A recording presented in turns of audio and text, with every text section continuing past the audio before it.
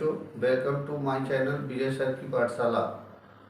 आज हम आपको पढ़ाएंगे कक्षा 12वीं का भौतिक विज्ञान अध्याय 1 वैद्युत आवेश वैद्युत क्षेत्र का शेष भाग। जिन बच्चों ने अभी तक इस वीडियो का शेष भाग नहीं देखा है, जा करके उस वीडियो का शेष भाग देख लें, ताकि जो हम टॉपिक पढ़ाने जा रहे हैं उसे अच्छी तरीके से वो समझ सके।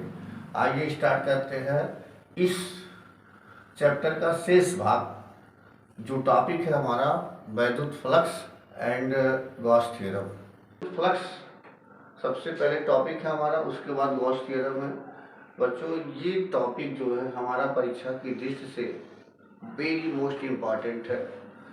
कई बार इसे परीक्षा में बार बार रिपीटिंग करके पूछा जाता है। इसको हम ट्रिक के माध्यम से बहुत ही आसानी तरीके से इसको आपको समझा सकते हैं। एक बार अगर आप समझ लिए तो आप मरते दम तक इस वीडियो को नहीं भूलेंगे। तो वीडियो को देरी न करते हुए स्टार्ट करते हैं टॉपिक वैद्युत फ्लक्स, जिसको हम इंग्लिश में इलेक्ट्रिक फ्लक्स के नाम से जानते हैं। तो समझते हैं वैद्युत फ्लक्स क्या है। तो बच्चों, वैद्युत फ्लक्स आपका देखिए, हमने बताया है कि ई वैद्युत क्षेत्र की तीव्रता ए डॉट वेक्टर ए। अगर इनका स्केलर गुणनफल कर दिया जाए तो जो राशि प्राप्त होती है उसी राशि को हम कहते हैं वैद्युत फ्लक्स। और वैद्युत फ्लक्स को बच्चों फाई ई से रिप्रेजेंट किया जाता है। वेक्टर ई और वेक्टर ए के बीच का अगर कोण थीटा हो तो इसको हम परिमाण के रूप में इस प्रकार लिख सकते हैं, ई ए कॉस थीटा। वैद्युत flux E phi E equal to क्या हो गया, ई ए कॉस थीटा। जहां थीटा ई वेक्टर ई तथा वेक्टर ए के बीच का कोण है। आप इसे मैथमेटिकली इस प्रकार से हम वैद्युत फ्लक्स को ज्ञात कर सकते हैं, या आप थियोरेटिकली अगर आप वैद्युत फ्लक्स की परिभाषा जानना चाहते हैं तो आपको मैं बहुत इजी तरीके से वैद्युत फ्लक्स की परिभाषा बताने जा रहा हूँ। कोई आपका एक बंद पृष्ठ है और बंद पृष्ठ में कोई आवेश है, अगर धन आवेश है, हम ऋण आवेश भी ले सकते हैं। मान लीजिए यहाँ पे हमारे पास ऋण आवेश है, दोनों ही बंद पृष्ठ। तो आपको पता है कि जब कोई आवेश स्थिर होता है तो अपने चारों तरफ वैद्युत क्षेत्र उत्पन्न करता है। तो वैद्युत क्षेत्र को प्रदर्शित करने के लिए हम वैद्युत बल रेखाओं का यूज करते हैं।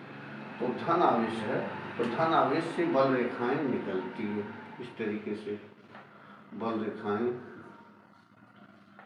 बाहर की तरफ निकलती हैं।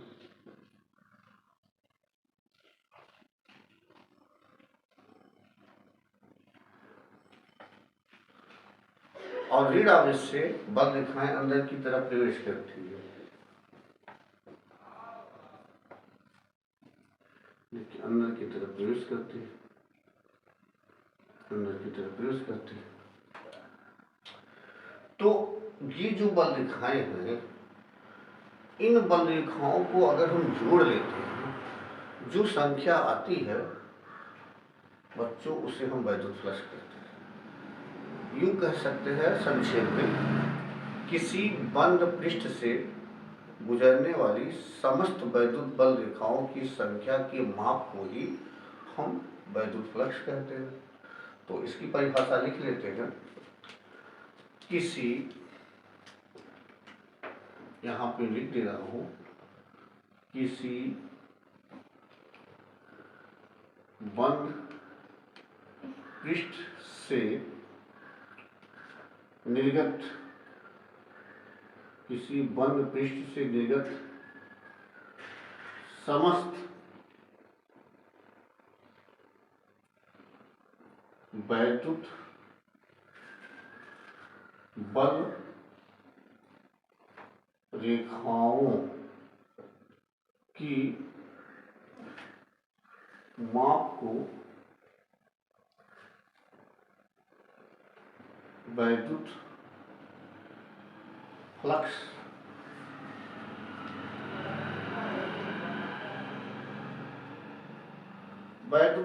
कहते हैं।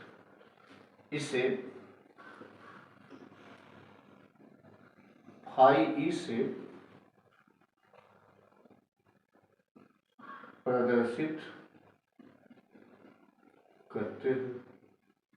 इसको फाई से आप चाहे परीक्षा में इस परिभाषाओं को लिख देना या इसको लिख देना, वैद्युत क्षेत्र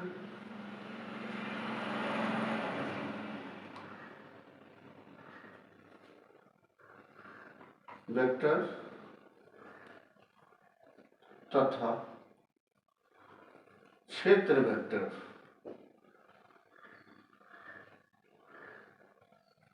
के वैद्युत क्षेत्र वेक्टर तथा क्षेत्र वेक्टर के स्केलर गुणन को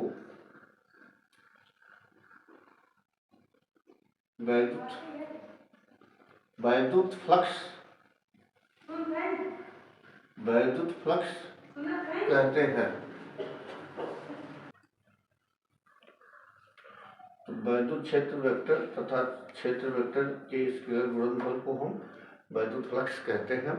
इसको हम मैथमेटिकली सॉल्व कर सकते हैं। परीक्षा में अधिकतर 1 या 2 मार्क्स का इस पे आधारित न्यूमेरिकल पूछ लिया जाता है। तो आइए उस न्यूमेरिकल को सॉल्व कर लेते हैं, किस तरीके से न्यूमेरिकल पूछा जाता है। तो स्टार्ट करते हैं। न्यूमेरिकल आपका इस टाइप का पूछा जाता है। वहाँ पे बच्चों वेक्टर ई प्रॉब्लम कर सकते हैं। ए की वैल्यू दे रहेगी आपका और ए की वैल्यू दे रहेगी। ए की value 2i cap 3j cap plus 4k cap और इसकी वैल्यू दे दी रहेगी मान आपका 3i cap 2j cap plus और प्लस k कैप। तो फाई ई की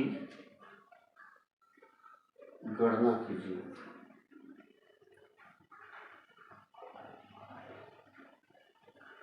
तो इसका मात्रक वैद्युत क्षेत्र का मात्रक दे दिया रहता है। एक मात्रक होता है वोल्ट प्रति मीटर और इसका मात्रक होता है मीटर स्क्वायर। तो यहाँ पे ए और वेक्टर ए का मान दिया हुआ है, तो इसका हम स्केलर गुणन करके हम वैद्युत फ्लक्स की गणना कर सकते हैं। सॉल्यूशन इसका देखते हैं। सॉल्यूशन में आपका इस तरीके से हम लिख देंगे vector E equal to 2i cap 3j cap plus 4k cap और a equal to -3i cap plus 2j cap और प्लस k कैप। तो हम इस प्रकार इसको लिख लेते हैं। Since phi equal to vector E dot vector A, तो वेक्टर ई की value 2i cap 3j cap plus 4k cap dot -3i cap plus 2j cap plus k cap. तो बच्चों सबसे पहले स्टार्ट कर देते हैं। इसका मल्टीप्लाई इसमें करा लेते हैं, इसका मल्टीप्लाई इसमें करा लेते हैं और इसका मल्टीप्लाई इसमें करा लेते हैं। तो लिखते हैं पहले इसका मल्टीप्लाई। देखिए बच्चों इसको ऐसे लिख लीजिए 3i कैप और पूरा इसको एक बार लिख लीजिए, आसान से समझ जाएंगे इसको। 3j और +4 के कैप। इसके बाद यहाँ पे +2 जे कैप है, तो 2 जे कैप का इसमें फिर मल्टीप्लाई होगा, 2i कैप, 3 जे कैप +4 के cap.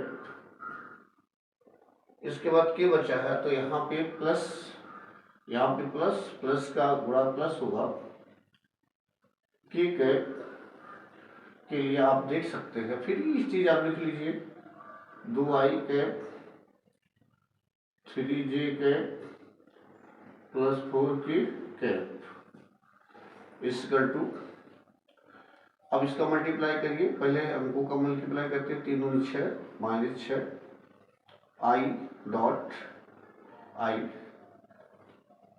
3 3 9 -i dot j dot cap, sorry, +4, यहाँ +4 है, यहाँ पे माइनस है, तो प्लस और माइनस का जो मल्टीप्लाई होता है वो -4 3 से आपका 12 हो जाएगा।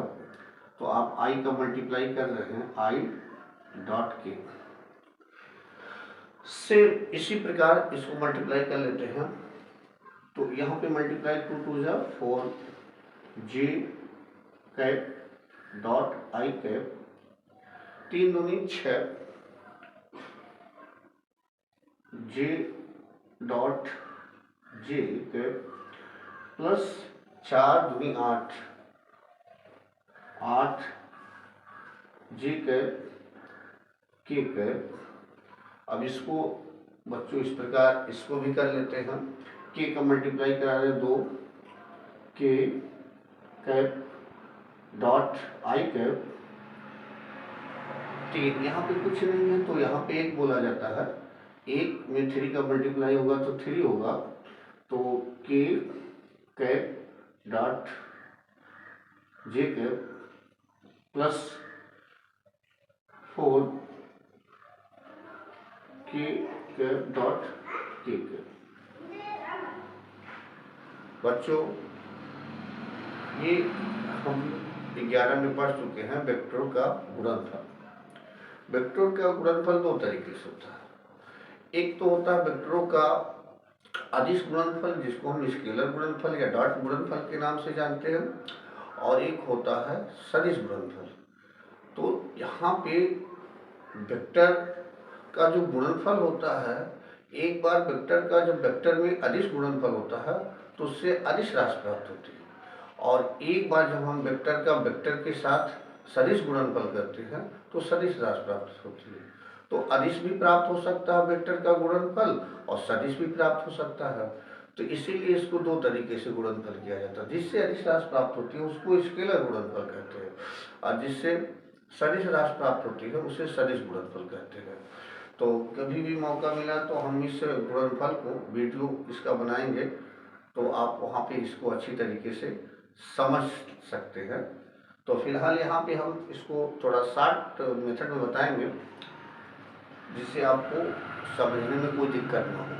जैसे अगर हम 2 वेक्टर का स्केलर गुणन देखते हैं, अगर समान वेक्टर है तो मैं यहाँ पे लिख दे रहा हूँ फार्मूला, चूँकि अगर i डॉट आई या j डॉट जे या k डॉट के कैप हो, तो इसका जो स्केलर गुणनफल आता है बच्चों 1 आता है, और जो विषम है जैसे आपका i डॉट जे,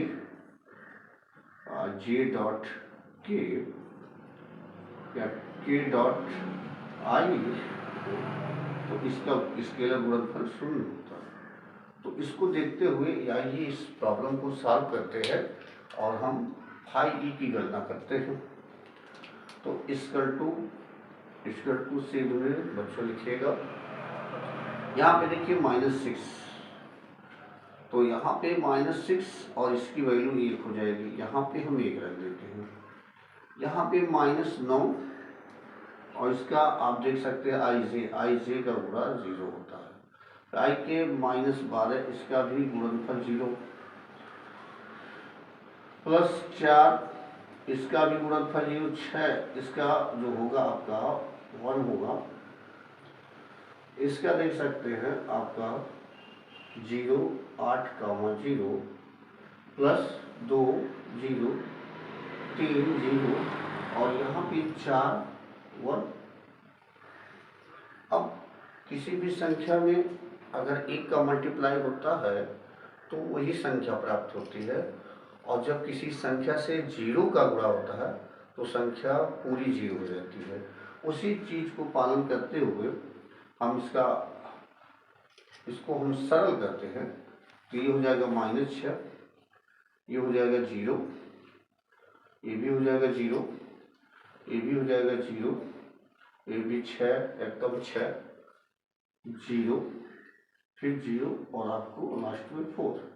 तो -6 + 6 एक दूसरे को निरस्त कर देंगे तो हमारा सिर्फ और सिर्फ यहाँ पे 4 आ जाएगा। और इसका जो मात्रक होगा देख सकते हैं यहाँ पे मीटर कट जाएगा, तो यह हो जाएगा आपका वोल्ट मीटर। तो इस सवाल का जवाब ये रहा। अब नेक्स्ट क्वेश्चन देखते हैं कैसे पूछा जाता है। कभी कभी बच्चों यहाँ पे जो वेक्टर दिए गए हैं i j और k, यह x अक्ष y अक्ष और z अक्ष की दिशा में एकांक वेक्टर हैं। कभी कभी ऐसा होता है किसी एक वेक्टर को दिया जाता है और दो वेक्टर को छोड़ दिया जाता है तो बच्चे उसको गलत कर देते हैं। तो आइए उसको समझते हैं कैसे उसको सॉल्व करेंगे।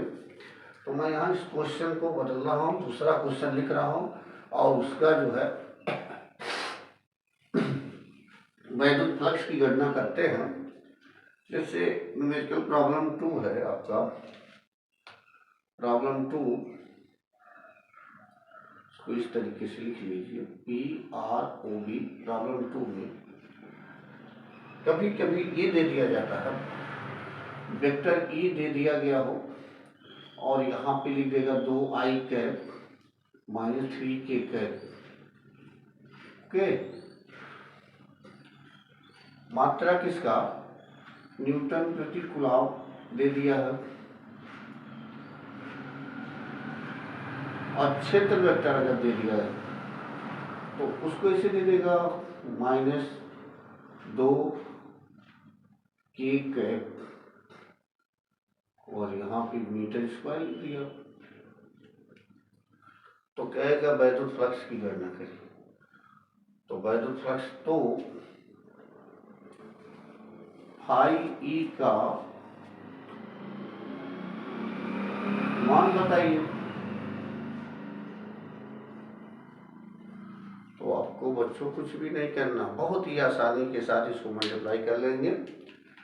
प्रॉब्लम आंसर में इसको इस प्रकार से लिखेंगे, सिंस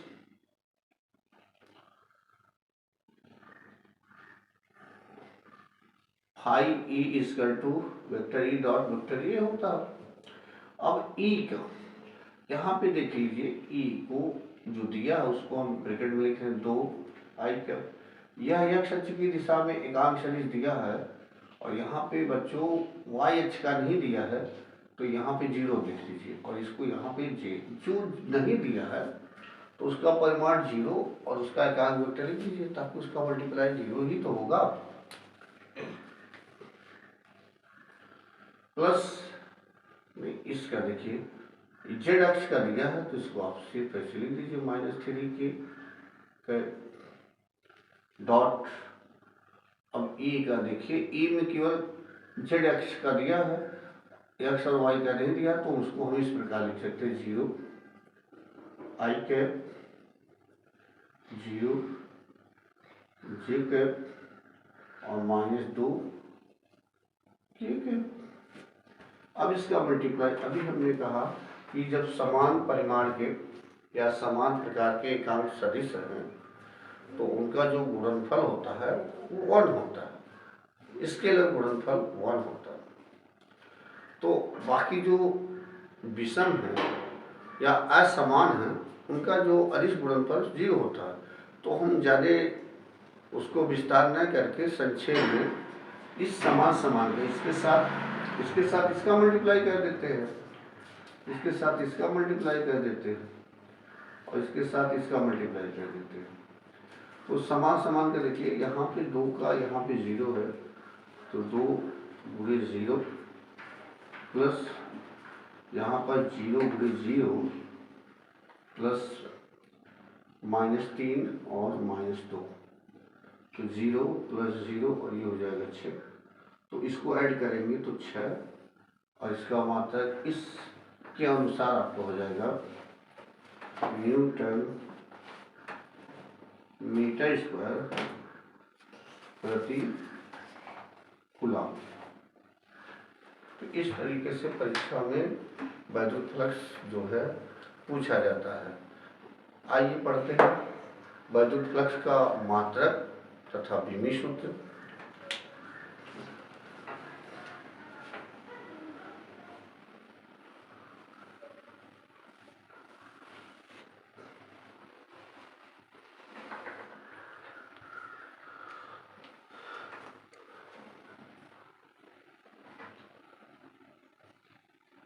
मात्रक तथा बीमी सूत्र। तो वैद्युत फ्लक्स का मात्रक निकालने जा रहे हैं, तो लिखते हैं हम लोग फाई ई बराबर वेक्टर ई वेक्टर ए। तो फाई ई का मात्रक लिख सकते हैं हम, ई का मात्रक गुणे ए का मात्रक, ई का मात्रक दोस्तों 2 टाइप होता है। तो पहला ये होता है कि न्यूटन प्रति कूलम गुणे, और क्षेत्रफल का मात्रक मीटर स्क्वायर होता है। अगर इसका मल्टीप्लाई करें तो हम न्यूटन मीटर स्क्वायर प्रति कूलम, या इसको हम अंग्रेजी में इस प्रकार लिख सकते हैं न्यूटन मीटर स्क्वायर प्रति coulomb, or newton metre square C पे -1। दूसरा मात्रक ये हो सकता है, सेकंड यूनिट इसका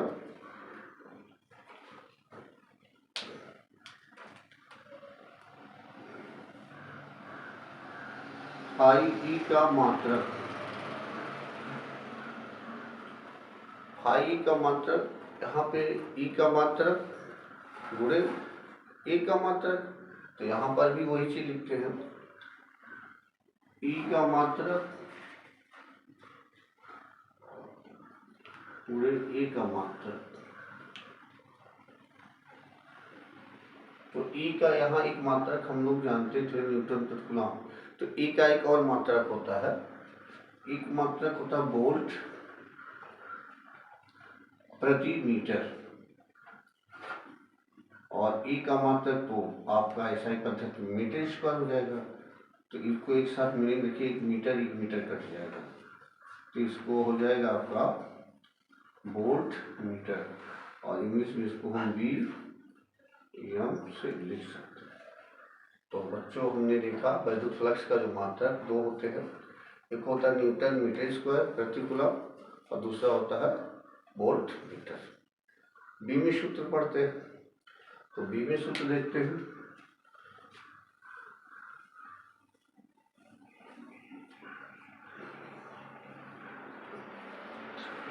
बीमी सूत्र में आपको कुछ भी नहीं करना है, आप जो है अगर आपको फार्मूला पता है, सूत्र इसका फाई ई बराबर ई ए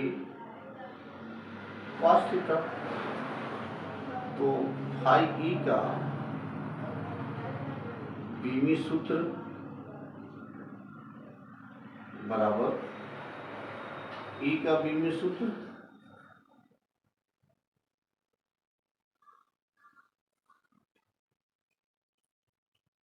ई का बीमी सूत्र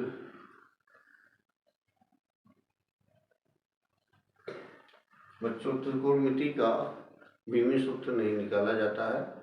जैसा कि हम फर्स्ट ईयर में पढ़ के आए हैं, जैसे चरघातांकी हुआ, लाघ हुआ और आपका जो है त्रिकोणमिति का कोई अनुपात हुआ, ये सभी की बीमाएं नहीं लिखी जाती, तो इनको हम छोड़ दे रहे हैं। तो ई का बीमी सूत्र और ई का बीमी सूत्र, तो ई का बीमी सूत्र, ई का बीमी सूत्र अगर आपको निकालना नहीं है, याद नहीं है, तो आप जानते हैं ई बराबर होता है एफ अपॉन क्यू, और ये ए का बीमी सूत्र ए है क्षेत्रफल, और क्षेत्रफल का जो बीमी सूत्र होता है, क्षेत्रफल जहाँ नापते हैं मीटर से, और मीटर मतलब लंबाई का मात्रा, तो ये हो जाएगा यह।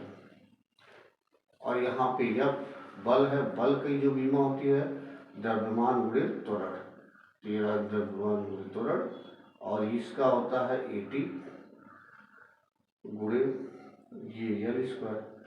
इसको एक साथ अगर हम मिक्स करें तो यम अकेले है यहाँ पे, यल एक घात यहाँ, दो घात यहाँ, तो यल की कितना हो जाएगी, 3 बीमा होगी, 2 घात यहाँ और 1 घात यहाँ है टी की, और टी को ऊपर ले जाएंगे, -2 पहले से था, एक और गया -3 हो गया, और यहाँ पे 1 पे -1, तो ये रहा आपका फाई ई का बीमी सूत्र।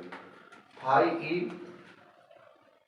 का बीमी सूत्र जिसे परीक्षा में पूछा जाता है 1 नंबर का, तो इसको हम जो है यहाँ पे भेज दे रहे हैं। अगर आप चाहें तो स्क्रीनशॉट लेना चाहते हैं 1 2 3, ठीक है, तो आप लोगों ने स्क्रीनशॉट ले लिया। अब आता है हमारा टॉपिक गॉस का प्रमेय। तो गॉस का प्रमेय पढ़ने के पहले कुछ छोटी छोटी परिभाषाएं हम पढ़ लेते हैं, फिर उस चीज़ को हम क्या करते हैं, गॉस के प्रमेय को सॉल्व करते हैं। तो सबसे पहले बच्चों हम जानते हैं जो हमारा वेक्टर होता है, जिसको हम कहते हैं क्षेत्रफल। क्षेत्रफल, ये क्षेत्रफल एक वेक्टर राशि होती है। तो यहाँ पे मैं लिख दे रहा हूँ क्षेत्रफल वेक्टर। अगर कोई समतली है, अगर यदि कोई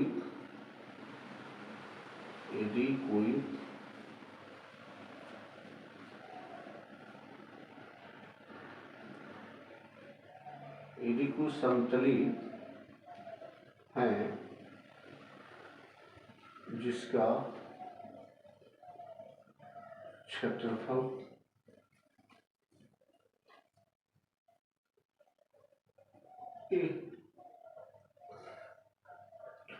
तो इसका तो परिमाण पता चल गई तथा उसकी दिशा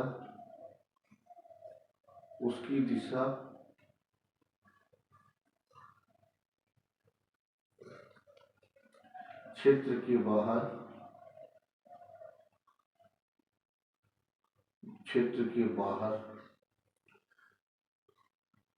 अभिलंब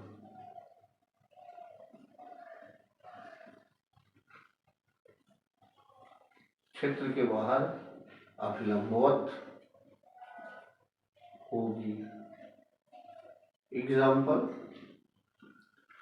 जैसे हम एक क्षेत्र बना है, ये हमारा एक क्षेत्र है ए, तो इसका तो परिमाण ये हो गया, इसकी जो दिशा होगी वो इस तरीके से होगी, अभिलंबवत ए, ये दिशा एकांक वेक्टर ए इसको प्रदर्शित करता है, और ये हमारा एक वेक्टर है। अगर इसको हम वेक्टर रूप में लिखना चाहें तो इस प्रकार लिख सकते हैं। वेक्टर क्या कहता है कि परिमाण के साथ साथ उसकी दिशा भी होनी चाहिए। तो वेक्टर ए का परिमाण ये हो गया और इसकी दिशा जो है एकांक वेक्टर है। अभिलंबवत, अगर हमारा पृष्ठ इस तरीके से है तो इसके जो क्षेत्रफल की दिशा इस तरीके से होगी। अगर पृष्ठ नीचे है तो इसकी दिशा नीचे की तरफ, अगर पृष्ठ ऊपर है तो क्षेत्रफल की दिशा लंबवत ऊपर की तरफ होगी। अगर पृष्ठ ऐसे है तो इधर लंबवत होगी। कहने का मतलब जो उसकी दिशा होगी क्षेत्रफल वेक्टर की, ठीक उस क्षेत्र के ठीक लंबवत होगी। अगर वो तिरछा ऐसे है तो इसके लंबवत ऐसे है तो ऐसे, ऐसे तो ऐसे होगी। इस तरीके से देख सकते हैं कि क्षेत्रफल जो वेक्टर होता है उसका परिमाण तो ये होता है, और साथ ही साथ उसकी दिशा को व्यक्त करने के लिए हम एकांक वेक्टर को यूज करते हैं, जो उसके क्या होता है, परपेंडिकुलर होता है।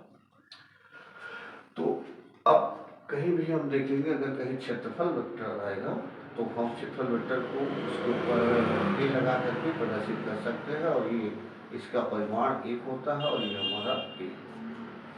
अब इसके आप पढ़ते हैं कोण। कोण बच्चों ने नाम सुना होगा कोण का। कोण को इंग्लिश में हम कहते हैं कोण। कोण को कहा जाता है एंगल।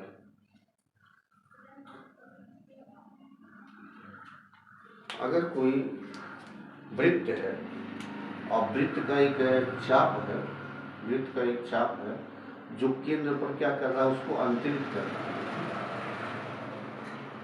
केंद्र पर अंतरित कर रहा है। ये भी एक चाप है जो केंद्र पर अंतरित कर रहा है, इसी को हम कोण कहते हैं।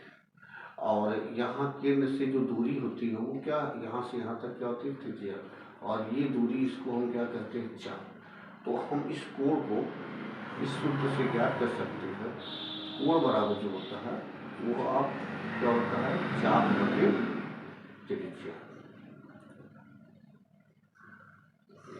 और इसका जो मात्रक होता है, इसका मतलब चाप का मात्रक क्या होता है, मीटर, इसका भी मात्रक मीटर, तो ये कट जाएगा, ये मात्रक विहीन होता है।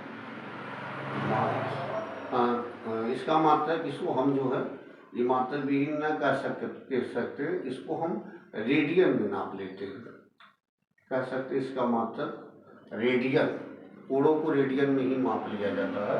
तो ये हमारा रेडियन, अगर ये संपूर्ण एक चक्कर घूम जाएगा तो इसका जो मान आएगा कोण का टोटल 360 अंश आएगा। एक पूरे चक्र के लिए, एक पूरे चक्र के लिए थीटा इक्वल टू कितना होगा, 360 अंश। अब आता है घन कोण। उस घन कोण को देखते हैं। इसको अगर आपको स्क्रीनशॉट लेना तो स्क्रीनशॉट ले लीजिए, 1 2 3।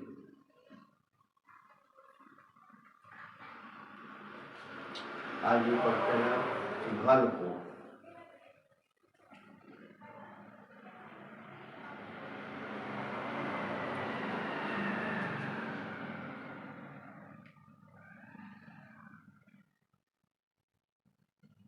घन कोण क्या होता है, तो घन कोण देख सकते हैं बच्चों, जैसे हमने कोई समतली के लिए लिया, जैसे कोई वृत्त है, अगर हमारे पास कोई गोली पृष्ठ है जिसमें इस तरीके से एक गोली पृष्ठ है, उसका एक केंद्र है O। अगर इस गोली पृष्ठ में हम कोई गोली, एक भाग गोली ले लें और इस गोली भाग द्वारा इस केंद्र पे जो अंतरित कोण होता है, जो अंतरित कोण बनता है, उसी को हम घन कोण कहते हैं, जिसको हम ओमेगा से प्रदर्शित करते हैं। तो गोले के पृष्ठ द्वारा केंद्र पर अंतरित कोण कह सकते हैं, गोली पृष्ठ द्वारा केंद्र पर अंतरित कोण, अंतरित कोण को घन कोण, घन कोण कहते हैं, जिसे ओमेगा से प्रदर्शित करते हैं, ओमेगा से प्रदर्शित करते हैं। अगर हम इस गोली पृष्ठ की त्रिज्या यहाँ से यहाँ तक r मान लें और इसका जो क्षेत्रफल है वो आप DA मान लें और ये पूरे पृष्ठ का क्षेत्रफल A है, तो हम कह सकते हैं कि जो हमारा घन कोण होगा वो होता है क्षेत्रफल बटे त्रिज्या का स्क्वायर या ओमेगा बराबर A बटे R स्क्वायर। इसको दे रहे हैं और इसका मात्रक जिसका पूरक होता है, इसलिए इसको स्टेरेडियन के नाम से जानते हैं। स्टेरेडियन से होता है। अगर ये चीज मान लीजिए हमारा केंद्र O है और ये यहाँ पे अंतरित इस तरीके से, यहाँ पे ऐसे अंतरित है, मान लीजिए 60 है। अगर ये इसका क्षेत्रफल इस तरीके से हो जाए तो ए तो है ही है। इसका जो घटक जो है ए दो घटकों में विभाजित हो जाएगा। एक घटक नीचे की तरफ होगा और एक घटक इसका क्षैतिज घटक होगा। तो इस घटक को हम DA cos थीटा के नाम से इसको क्या करेंगे जानेंगे और ये हमारा हो जाएगा DA sin थीटा के नाम से जानते हैं। तो इस दशा में जो घन कोण होगा उसको हम इस तरीके से ज्ञात कर सकते हैं। डी ओमेगा बराबर DA cos थीटा जो लंबवत होता है, यहाँ पे ये E और इसका DA वेक्टर ये लंबवत, तो यहाँ पे लंबवत घटक ये काम कर रहा है DA cos थीटा, तो यहाँ पे हम इसको लिख देंगे DA cos थीटा और ये R स्क्वायर। इस प्रकार हम अल्प घन कोण को क्या कर सकते हैं ज्ञात कर सकते हैं। तो हमने सीखा कोण क्या है, क्षेत्रफल वेक्टर क्या है और घन कोण क्या है। तो अगर आप लोगों ने इसे नोट कर लिया है तो आगे बढ़ते हैं। स्क्रीनशॉट लेना है तो ले लीजिए 1 2 3। अब हम पढ़ते हैं दोस्तों गॉस थ्योरम। आ जाइए गॉस थ्योरम पढ़ते हैं और उसकी उत्पत्ति देखते हैं।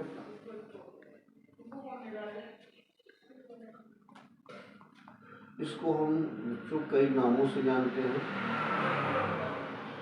गॉस का प्रमेय,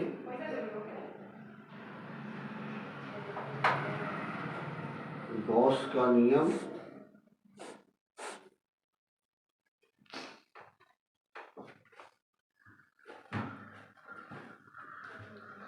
या गॉस का सिद्धांत।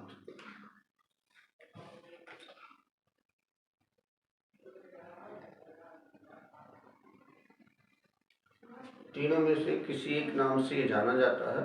तो पहले इसका स्टेटमेंट देखते हैं, गॉस ने बताया क्या था। इसका स्टेटमेंट ये है,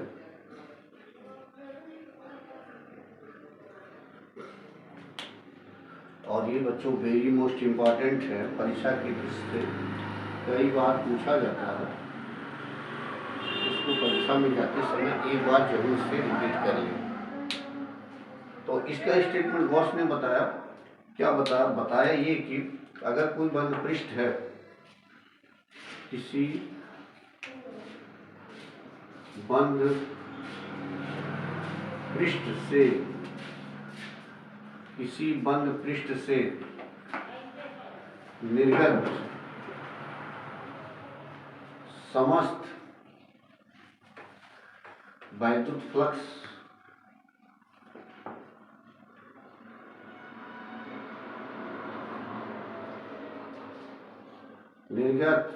फ्लक्स फाई ई उस पृष्ठ द्वारा घिरी हुई आवेश का एप्सिलॉन नॉट गुना होता है। तो गॉस ने देखा कि अगर कोई बंद पृष्ठ है उससे जितने, गॉस का प्रमेय, गॉस का नियम, गॉस का सिद्धांत। तो गॉस ने जो स्टेटमेंट दिया था कि अगर कोई बंद पृष्ठ है, कोई भी बंद पृष्ठ है, अगर उसके अंदर आवेश है, चाहे वो धन आवेश है चाहे ऋण आवेश है, उससे जो जितनी भी हमारे पास वैद्युत फ्लक्स है वह उस पृष्ठ द्वारा घिरी हुई आवेश, जितनी आवेश से घिरी हुई है उसका वो एप्सिलॉन नॉट गुना होता है। अर्थात इसको हम लिख सकते हैं, अर्थात जो हमारा फाई ई है उस आवेश का 1 एप्सिलॉन नॉट गुना होता है। या इसको हम बच्चों इस प्रकार से भी कर सकते हैं। फाई को हम लोगों ने पढ़ा कि जो वेक्टर ए और डी ए का जो गुणनफल होता है वो किसके बराबर होता है? वैद्युत फ्लक्स के ही बराबर होता है। तो Q और 1 एप्सिलॉन नॉट। तो इससे भी इसको हम क्या कर सकते हैं? दर्शा सकते हैं। और इससे भी इसको हम क्या कर सकते हैं? दर्शा सकते हैं। तो इससे एक बात देख लीजिए, किसी बंद पृष्ठ से निर्गत समस्त वैद्युत फ्लक्स फाई ही उस पृष्ठ द्वारा घिरी हुई आवेश का एप्सिलॉन नॉट गुना होता है। तो एप्सिलॉन नॉट गुना क्या है बच्चों? एप्सिलॉन नॉट को हम कहते हैं निर्वात अथवा वायु की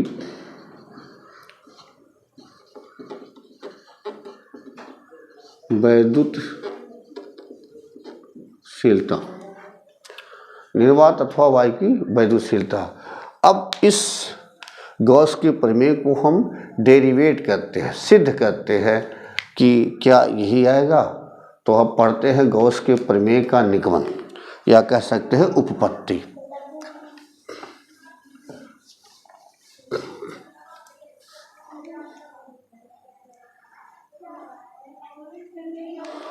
तो गॉस के प्रमेय का उपपत्ति,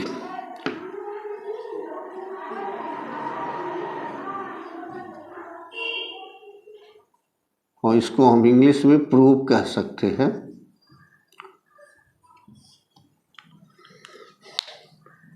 तो हम एक बंद पृष्ठ ले रहे हैं और ये Q आवेश से आवेशित है और यहाँ पे इसका एक छोटा सा भाग ले रहे हैं।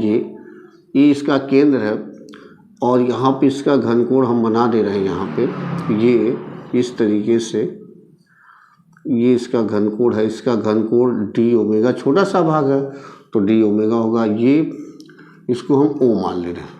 तो इसका जो वैद्युत क्षेत्र की दिशा होगी दोस्तों ई इधर होगी और क्षेत्रफल वेक्टर इसका कितना होगा? D A. इस पूरे पृष्ठ की बात करें तो पूरे पृष्ठ का क्षेत्रफल ए है और ये छोटे से भाग का क्षेत्रफल क्या होगा? D A.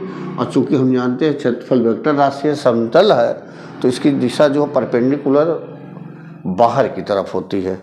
तो इस प्रकार से तो हम क्या करेंगे, सबसे पहले इस जो छोटा सा पृष्ठ है उस अवयव से निकलने वाले जो वैद्युत फ्लक्स है उसकी गणना करेंगे। तो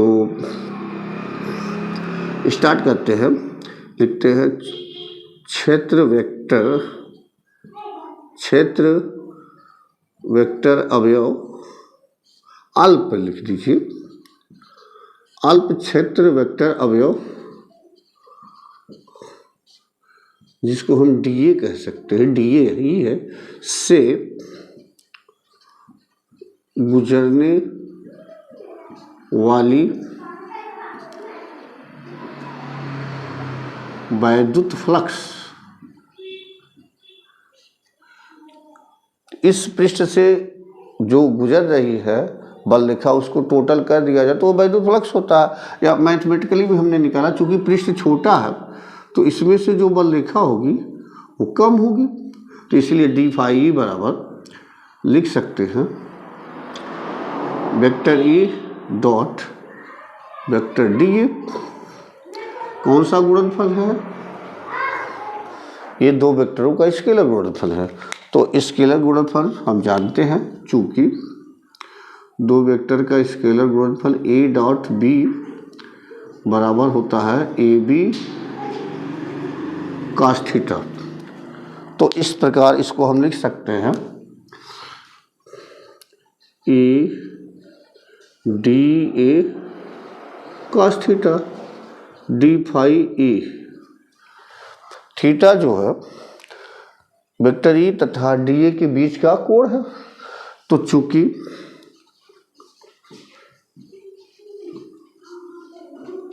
वेक्टर ई तथा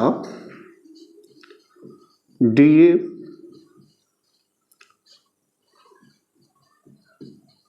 एक ही दिशा में हैं, अर्थात थीटा इक्वल टू 0 अंश,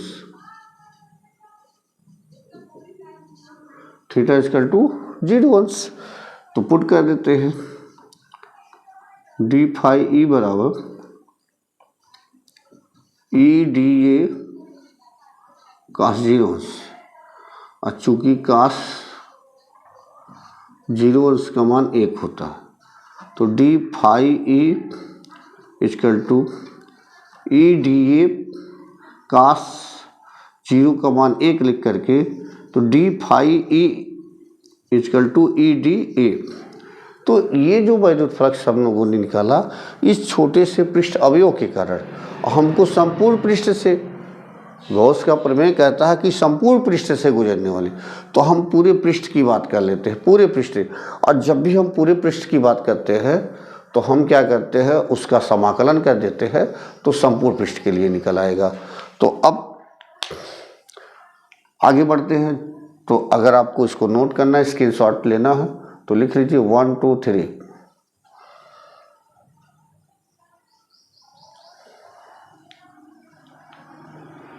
चलिए आगे अब हम संपूर्ण पृष्ठ से, यहाँ पे जो हम लोग लिखे थे, अब संपूर्ण पृष्ठ की बात करेंगे। संपूर्ण पृष्ठ से होकर गुजरने वाले वैद्युत फ्लक्स,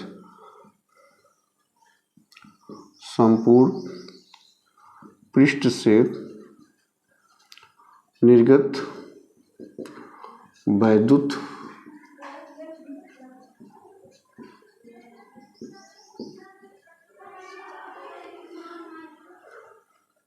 संपूर्ण पृष्ठ है बच्चों इसको ध्यान से आप लोग पढ़िए।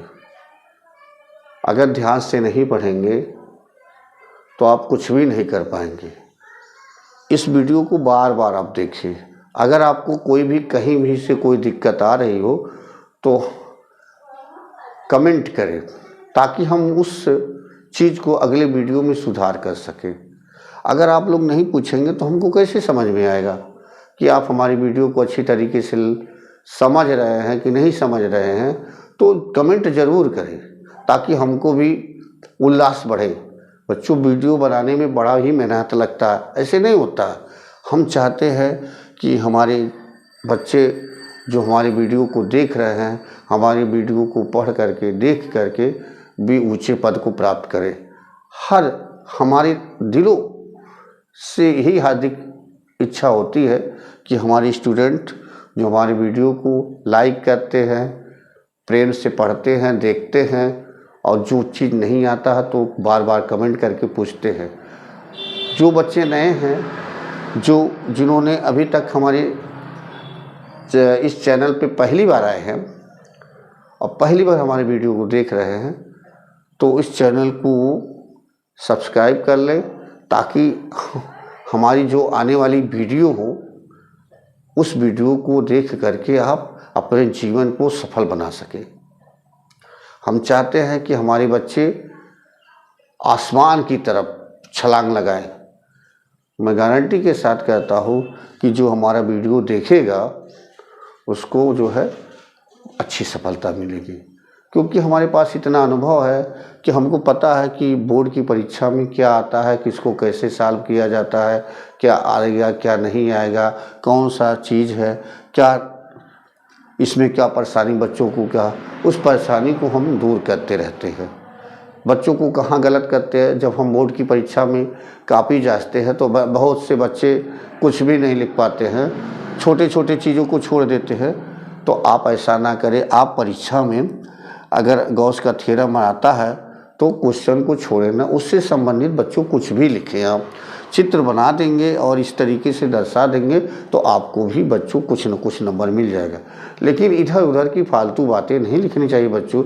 ये साइंस है, इंटरमीडिएट के आप स्टूडेंट हैं, आप एक वैज्ञानिक हैं, आप देश के एक भावी नागरिक हैं, आप एक वैज्ञानिक हैं जो इसको पढ़ करके वैज्ञानिक बन सकते हैं। तो ये गलत र्यूमर, मतलब जो बहुत से लोग गलत वर्ड लिखते हैं, उस चीज़ों को ना लिखे, पढ़ने पे ध्यान दें। क्योंकि पढ़ाई एक ऐसी चीज़ है जिसे आपको समाज में, देश में, परिवार में सम्मान दिला सकती है। दुनिया में ऐसी कोई सी ताकत नहीं है जो आपको ऊंचे शिखर पे ला सकती है। तो मैं यही आपसे निवेदन करूंगा कि बच्चे जो हैं कम से कम पढ़ने के लिए समय निकालें। 1 घंटा, 2 घंटा, 3 घंटा, 4 घंटा अवश्य पढ़ें। बाकी का काम आप करते रहे। देहातों में देखा जाता है कि बच्चे अक्सर जो है कहते हैं काम है, खेती है, ये है, वो है। बताइए बच्चों, अगर आपको खेती ही बाड़ी करना है तो पढ़ने से क्या लाभ है। आपको अपने जीवन को बदलना है। आपका जो पीढ़ी काम करते चली आ रही है उस काम को हटाना है, ताकि आप भी कुछ अच्छे बन करके अपने देश में, गांव में या कहीं भी परिवर्तन ला सके। यही शिक्षा का मूल स्वरूप है। तो अगर आप शिक्षा नहीं ग्रहण करेंगे तो कैसे परिवर्तन हो सकता। तो मेरा राय है कि आप जो हमारे वीडियो को देखें, समझे। अगर जो कोई चीज़ नहीं आ रहा है तो कमेंट ज़रूर करें, ताकि मैं कमेंट के माध्यम से आपको अगले वीडियो में उसको सुधार करा सकूं। आइए स्टार्ट करते, देखते हैं गॉस का थ्योरम। इस चीज़ को बच्चों जो परीक्षा में एक बार नहीं 1000 बार पूछा जाता है, बार बार रिपीटेड होते रहते हैं। तो इसको मैं एक सरल भाषा में बता दे रहा हूँ। आपको कुछ नहीं करना, पहले एक बार इस छोटे से पृष्ठ अवयव के लिए वैद्युत फ्लक्स निकाल देंगे, फिर संपूर्ण गॉसियन पृष्ठ के लिए निकाल देंगे। जब संपूर्ण की बात होती है बच्चों तो हम समाकलन लगा देते हैं। जैसे अभी हमने देखा जो छोटे से पृष्ठ से निकला था वैद्युत फ्लक्स, तो उसमें हमने क्या लिया था, d लिया था, और यहाँ पे हमारा आ गया था EDA। अगर संपूर्ण की बात करेंगे तो हम इस समाकलन लगा देंगे इस तरीके से। तो समाकलन में ये भी कहीं कहीं दिखा दिया जाता है किसी किताबों में। इसका मतलब यही दोस्तों या बच्चों या स्टूडेंट, ये बंद पृष्ठ, ये पृष्ठ बंद होनी चाहिए। चाहे वो नियमित आकृति का हो, चाहे नियमित आकृति हो, लेकिन वो बंद होना चाहिए। ये बंद पृष्ठ का समाकलन है। तो समाकलन मैथ वालों के लिए तो दिक्कत नहीं होता है, थोड़ा बायोलॉजी वालों के लिए दिक्कत होता है, लेकिन मैं आपको आसानी से बताऊंगा कि समाकलन आप 1 सेकंड में कर सकते हैं। देखिए समाकलन में क्या करना, आपको जिसके सापेक्ष समाकलन करना है। अब जिसके सापेक्ष कैसे पता चलेगा, डी के आगे जो अच्छा लिखा रहता है, जैसे डी के आगे ए है तो इसका मतलब ए का समाकलन करना। तो डी के आगे ए, डी ये मतलब एक छोटा सा अवयव, और ए जो आप क्या करें, आप डी को बंद कर दीजिए, ए जो वर्ड आएगा वही उसका समाकलन है। इसी प्रकार अगर हमारे पास डी बी है तो इसका समाकलन बी हो जाएगा। डी वाई है तो इसका समाकलन वाई होगा बच्चों। अगर डी एक्स है तो इसका समाकलन एक्स होगा। आप कुछ न करिए, डी को बंद कर दीजिए, जो राशि अक्षर आ रही है वही उसका समाकलन हो जाएगा। तो इसी चीज़ को देखते हुए यहाँ पे हम डी को बंद कर दे तो हमको क्या मिलेगा, फाई। और दोस्तों यही तो है फ्लक्स, यही संपूर्ण फ्लक्स है। ई यहाँ पे 2 राशियाँ दी गई, ई और डी। डी के साथ जो राशि जुड़ी रहती है उसी का हम केवल समाकलन करते हैं, और शेष वैल्यू को हम समाकलन के बाहर निकाल देते हैं। ई हर जगह, यहाँ भी लेंगे कहीं भी लेंगे, ई का मान में कोई परिवर्तन नहीं हुआ, ई नहीं बदलेगा, वो नियत राशि है, उसका समाकलन नहीं किया जा सकता, उसको बाहर कर लेते तो ई हो जाएगा बाहर। और इसका समाकलन जो हमने यहाँ पे किया है बंद पृष्ठ के लिए, इसको हम क्या डी ए फाई बराबर ई डी ए, और ए इस पृष्ठ का, इस बंद पृष्ठ का क्या है, आपका क्षेत्रफल है। तो हम चाहें तो इस तरीके से इसको लिख सकते हैं हम, फाई ई इक्वल टू ई, और इसका समाकलन क्या हो जाएगा, ए। तो फाई बराबर ई ए, ठीक है। और हम आपको एक चीज़ बताए हैं, अगर कोई आवेश है, बिंदु आवेश है, और उसके दूरी पे कोई बिंदु है, तो उस पर हम उसका क्या कर सकते हैं, क्षेत्र की गणना कर सकते हैं। चूँकि यहाँ पे एक बिंदु P ले ले, तो बिंदु P से जो बिंदु P पर यहाँ से दूरी, इसको हम R मान ले रहे हैं, यहाँ से यहाँ तक इसकी दूरी R है। तो इस पृष्ठ से यह,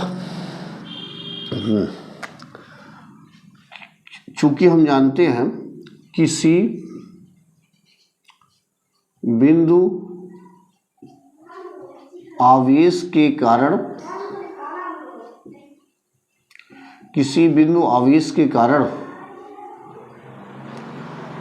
उत्पन्न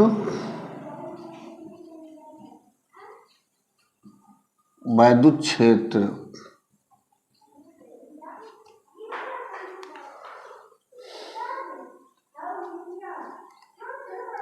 तो देखिए फाई, तो वैद्युत क्षेत्र की जो सूत्र होता है वो E बराबर होता है 1/4 pi epsilon nought Q upon R square. यही मान आप यहाँ पे रख दीजिए। तो फाई E इक्वल टू, इसलिए phi equal to 1/4 pi epsilon nought Q/R square गुणे, ये रहा A और ये हमारा A है। Phi E equal to 1/4 pi epsilon nought Q/R square, और ये जो है दोस्तों इस बंद पृष्ठ का क्या है, आपका क्षेत्रफल है। और ये बंद पृष्ठ हमने एक गोला लिया है, गोले का जो संपूर्ण क्षेत्रफल बच्चों 4 पाई R स्क्वायर होता है। तो यहाँ पे हम लिख दे रहे हैं 4 पाई R स्क्वायर। तो यहाँ से R स्क्वायर काट दीजिए, और यहाँ से 4 पाई कट जाएगा, तो बचेगा बच्चों क्या, 4 Q हो गया, और ये हो गया हमारा 1/एप्सिलॉन। यही तो गॉस थ्योरम था बच्चों।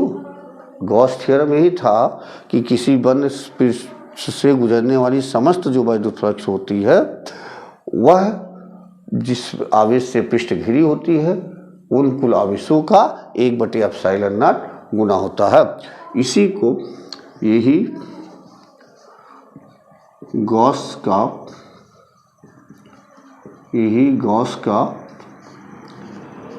प्रमेय। चूँकि यहाँ पे आप एक चीज लिख सकते हैं, जो A जो है गोले का क्षेत्रफल, और गोले का जो क्षेत्रफल होता है वो होता है 4 पाई R स्क्वायर। इस तरीके से बच्चों हमने अध्याय 1 जो वैद्युत आवेश तथा वैद्युत क्षेत्र के नाम से अंकित है, उस चीज़ को हमने पढ़ा, उस चैप्टर को क्लियर किया, जिसमें हम आज का टॉपिक था वैद्युत फ्लक्स तथा गॉस का प्रमेय। हमने इसको बच्चों एक छोटे से छोटे तरीके से, एक छोटे छोटे पार्ट करके आसान तरीके के साथ वैद्युत फ्लक्स और गॉस थ्योरम को आपको पढ़ाया।